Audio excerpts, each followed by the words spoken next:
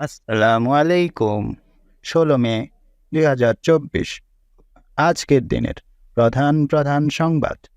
বাংলাদেশকে নিজের চোখ দিয়ে দেখে যুক্তরাষ্ট্র।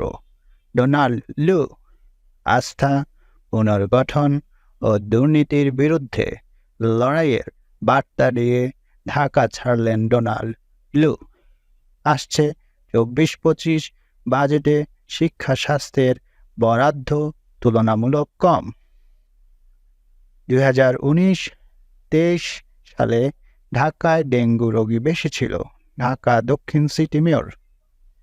সার আত্মসাতের মামলায় সাবেক এমপি পটন সহ ৫ জনকে কারাগারে পাঠানোর নির্দেশ। আগামী ৪৮ ঘণ্টায় দেশের ৫ বিভাগে তাপপ্রবাহের সতর্ক বার্তা দিয়েছে আবহাওয়া অধিদপ্তর। ভারতীয় মশলায় ক্ষতিকর উপাদানের অভিযোগ। দেশে দেশে উদ্বেগ, পরীক্ষা চালাবে বাংলাদেশও। ডলারের মূল্য বাড়ার প্রভাব বাজারে। পাইকারিতে ভোগ্যপণ্যের কেজি বেড়েছে ৫ থেকে ১০ টাকা। টেকসই উন্নয়নের জন্য কার্যকর জনসংখ্যা ব্যবস্থাপনা চান প্রধানমন্ত্রী। বিমানের ১৬ কর্মকর্তার বিরুদ্ধে দুদকের চার্জশিট।